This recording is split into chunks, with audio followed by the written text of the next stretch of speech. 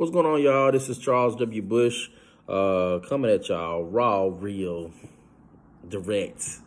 Um, I just want to say thank you for all the support for this project and the many others that you've done, that you've given. If you haven't given to this project, which I mean, it's free, but donations, support is accepted at my Cash App, which is Charles W. Bush. I thank for everybody that has given. And if you didn't have to give, hey, that's fine. You know, it's free. But we all need support in one way, shape, form, or fashion. What you're about to see is something I decided to just put together because it was on my heart to do it. And I got some friends and some people together say, hey, you want to make something happen for Mother's Day? They say, yeah. And so we're going to do that. Well, that's what you're about to see. We did that, should I say. And yeah, I mean, just something to put out, something to, for time to go by since we're still in these COVID times, we're still trying to social distance and everything. So that's what this is. Just raw, real, no music, a cappella, no real audio like that, just straight raw everything. So again, it's something I just put together real quick. Thank you for the whole team that was there. Special shout out to Tim Walker for the lighting. Shout out to myself for shooting and editing, and everybody that came out. All right, I love you guys. Happy Mother's Day. Peace.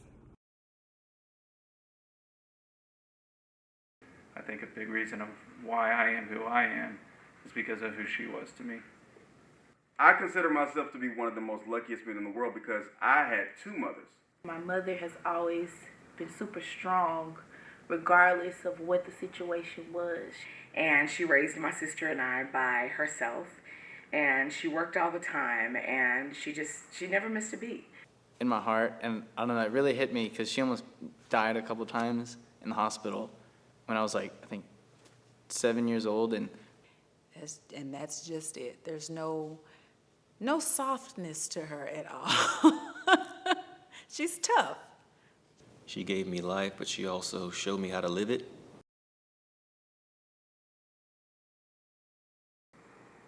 Superwoman. Caring. Nurturer. Resilient. I don't even know if there's a word to describe my mom. There's just too many of them. In one word, I'd say selfless. Describe my mom in one word. Tough. That's all I can say. Tough. My mother means to me foundation. It's the brick. My mother is the brick that's laid to make sure everything is in place. No matter what, no matter where you go, it's just intact. So yeah, she's the brick. She has just been everything for me. She was a single mother, and she raised my sister and I by herself. And she worked all the time, and she never missed a beat. And she continued to just kind of be that when my sister and I both became single mothers. And just kind of, she's everything. I have a biological mom who obviously, loved me, unconditionally, like any mom who has a child. But I wasn't able to be with her, all the time. So my dad got married to my stepmom, but has always been mom. And honestly, she did everything she could to be everything that I needed, even though she wasn't that biological mother. To the point, she showed me how to care about people, how money didn't matter, how,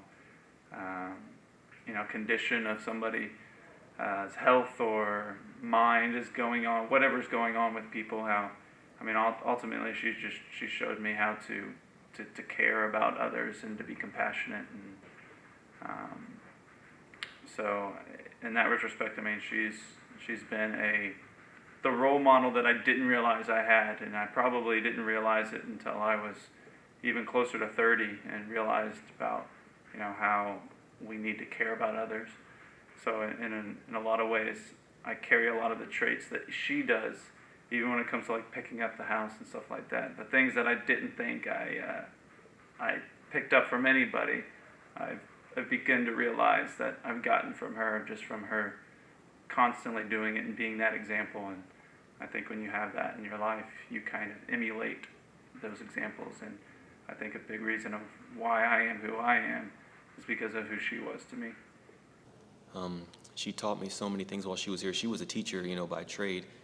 But again, she just kind of showed me how to be. She was there for me and my brothers and sisters. She helped me learn so many things in this life, so many things that I still have to this day. And she instilled so much in me that the way I'm living right now is because of her and what she taught me. And she's truly living through me. And I could see that in myself and my children. I could see her influence. So she means the world to me. She is amazing. She's talented. She's strong. She's loving. She's inspiring. She's encouraging. She's just everything that I knew I wanted to be as a mom. And now having my own child, I see the importance of being that example to your own. And I'm so grateful to have had a loving experience and a loving mother, and a mother who showed me, what it means to be a mom. What my mom means to me, I feel like everyone's going to say this, but I mean everything. But I don't know, it's like the fact that she just gave birth to me, man, like I can't ever go through that. And so that's just the world, giving me the chance at life. And then hopefully I can make hers as great as she's made mine. What my mother means to me. My mother means strength, go-getter, candid, straight to the point, shoot from the hip. Just, it is what it is. You get what you get, and that's just it. There's no softness to her at all. She's tough. She's just tough. Do you take after your mom? I do have some qualities of my mom, but I kind of shifted them. But yeah, I do.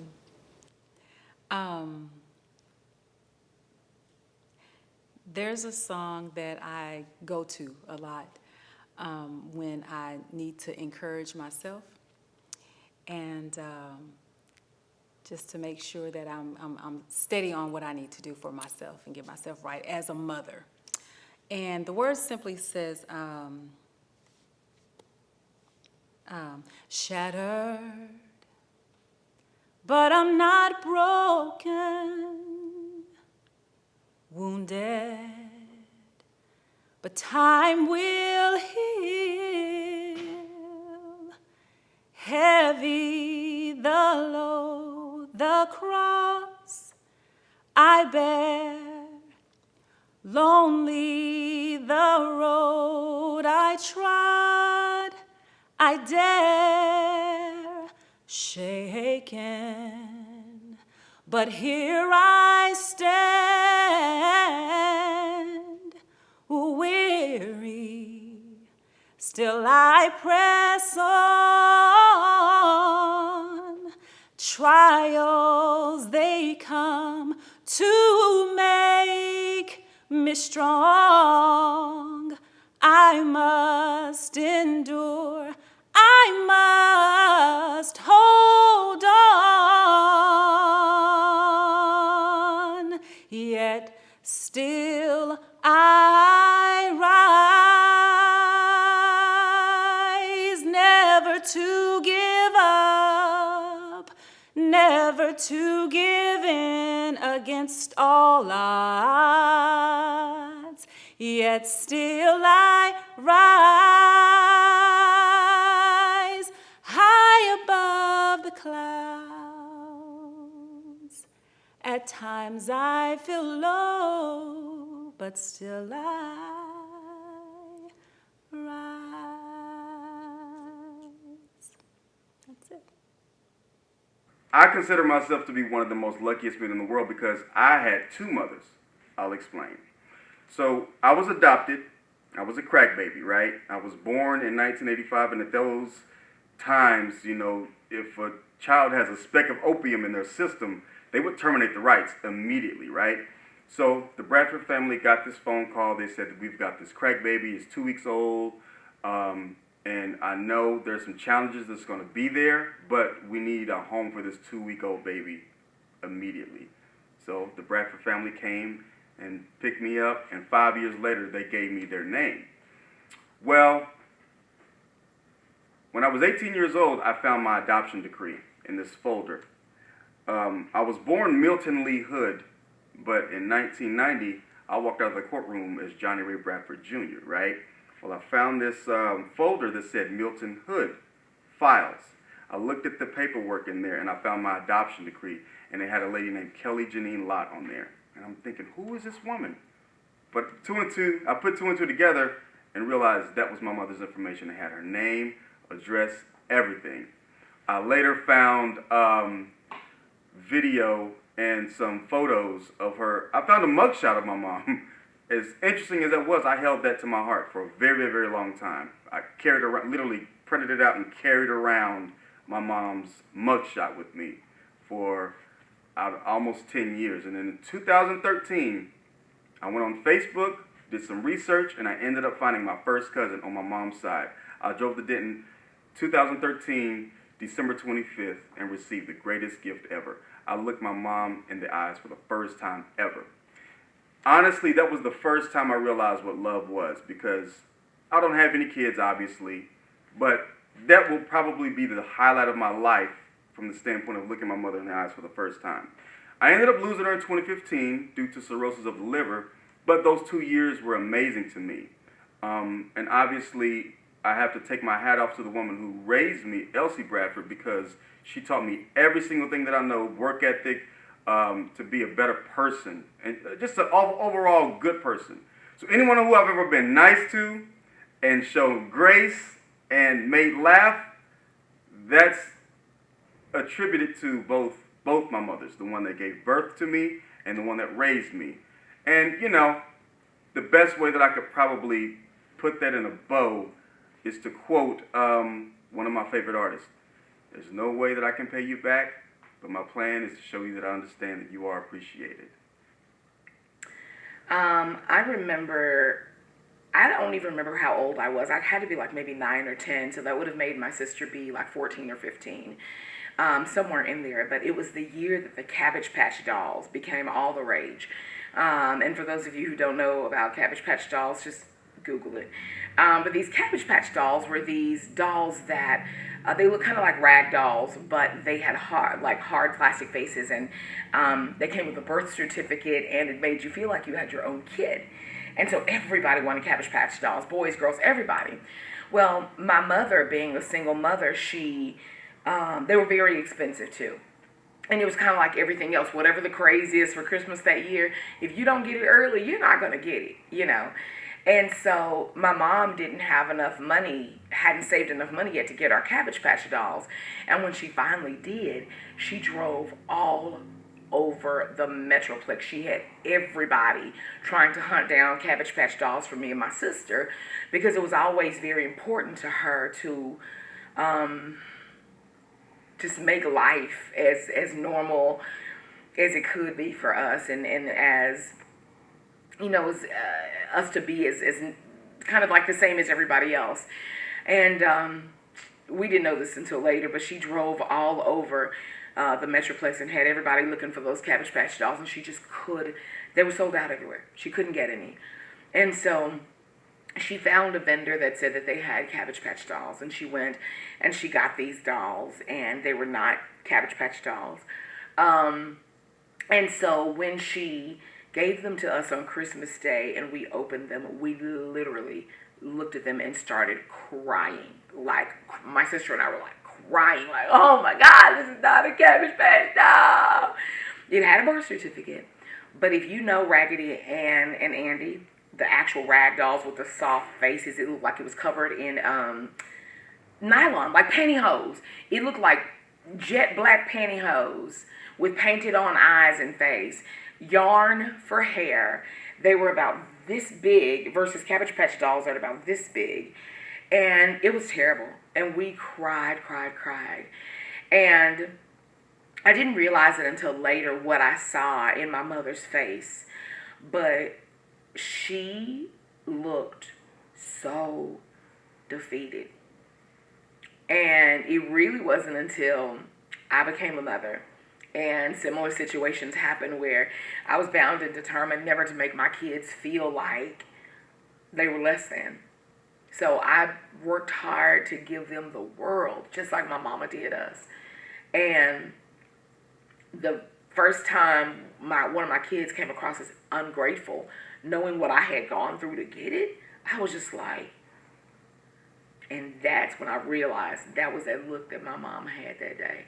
And I apologized to her so much because I would never want to make her feel like she wasn't enough, because she was. She was everything.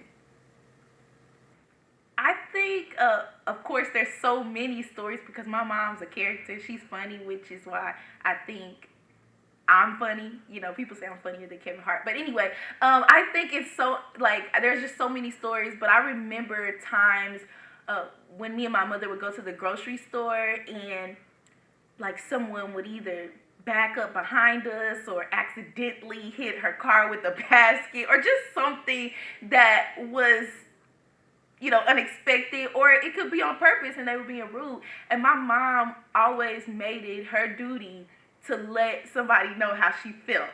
You know, it was just super important for her to let the person know that, hey, you disrespected me or you overstepped, you know, your boundary.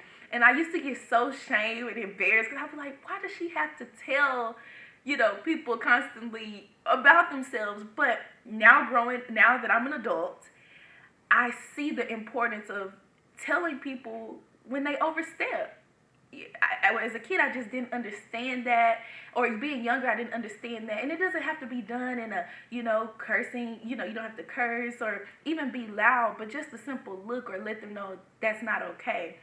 That will always stick with me. And now, as an adult, I've managed to figure out a way to let people know when they've gone too far and when enough is enough.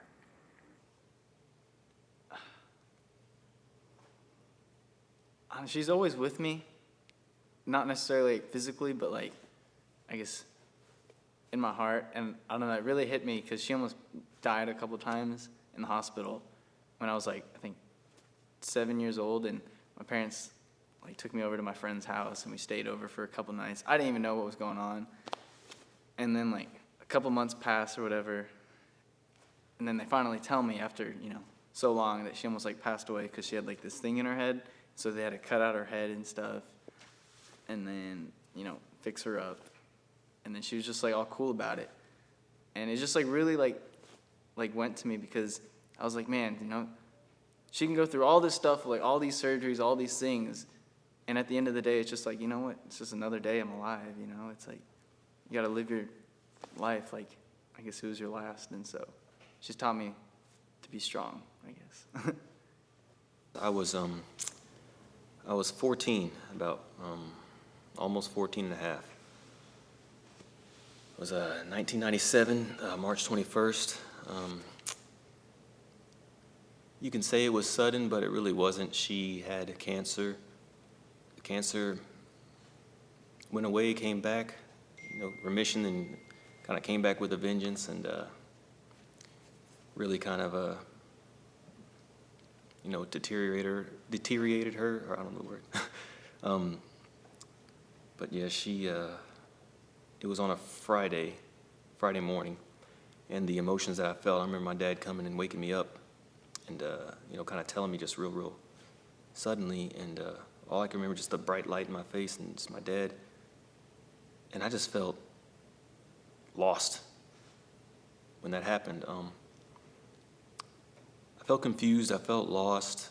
The emotions were just kind of coming up from inside me, but I couldn't really express them at the moment. I was just looking for someone to explain how and what was going on. Yeah, that was, of course it was a hard time, but I'm glad I had my family there for me. I was able to, after that, I had to find myself a few more times, a few times after that, to use a figure of speech. But yeah, I just felt blown away, just lost when that happened when I was a kid. In a world like today with so much stuff going on, it's a rare occasion to see young mothers like the ones that were around when I grew up. But they live on in memory, as you know, and to many of us, and this song is dedicated to that memory that so many of us cherish, for anyone who's ever lost a mother. That's why I chose this song here. Early one Sunday morning, breakfast was on the table. There was no time to eat. She said to me, "Boy, hurry to Sunday school, filled with a load of glory. We learned the holy story. She'll always have her dreams, despite the things this troubled world can bring. Oh, Sadie, don't you know we love you, sweet Sadie? Place no one above you, sweet Sadie." Living in the past. And sometimes it seems so funny, no money will turn your life around. Sweeter than cotton candy, and stronger than Papa's old brandy. Always that needed smile. Once in a while, she would break down and cry. Sometimes she'd be so happy being with us and Daddy, spending the worst of times, breaking the binds with just a simple song. Oh, Sadie Mae, she's still loving us all in a special way. Well, well, well. Sweet Sadie, living in the past. Oh, she's never sinning. In love, she's always winning, yeah. My, my, my, my, my. I love you, Mama. And I just can't forget how you gave me love. Well, well, well.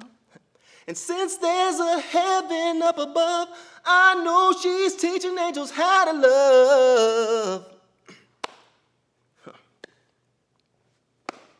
It's a mean world without you. And I sure do miss you much. Oh, oh, yeah. I miss you, Mama, yeah. Alright, so this book is called Black Rose. It's actually a collection of poems by my mentor, who has also been a mother figure in my life. And this book was inspired, she wrote it because she wanted to pay homage to Black women and the stories and struggles and situations and love that they experience. So I'm just so pleased to be able to read you a poem out of her collection of poetry called Black Rose. And this is by Sanichia Grace. Black Rose. From the bud of life, she was there, awaiting the time and season. She withstands the winds and rains, and says the sun is more than pleasing. Her bloom is worth the waiting, for she produces more than expected. And when one searches for the best, be assured she's not rejected. For she's a black rose, so soft, so mild. She's a black rose, so tamed yet wild. She's a black rose, treat her only with care. She's a black rose, she'll always be there. Her strong prick protects her own, only allowing the gentle to get near, while her exquisite scent soothes the scenes as her budding petals appear. She's a creation that stands so proud as she strengthens her master's mind. She's the first to have ever blossomed, the original of all kind. For she's a black rose, she stems so high. She's a black rose, always reaching for the sky. She's a black rose, her roots will hold us together. She's a black rose, her essence will live forever.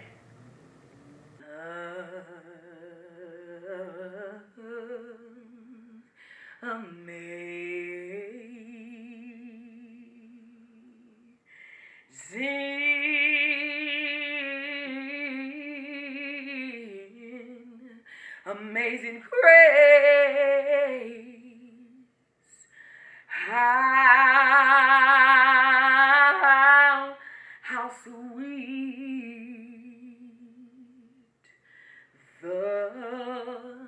the sound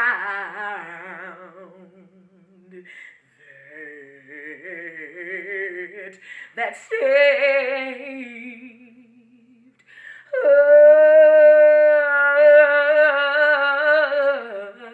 a wretch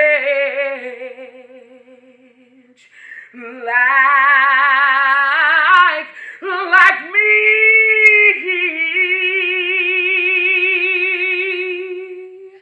I was lost,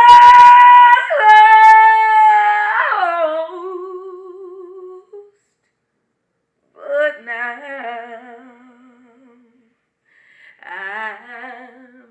I'm found. I was so blind, but right now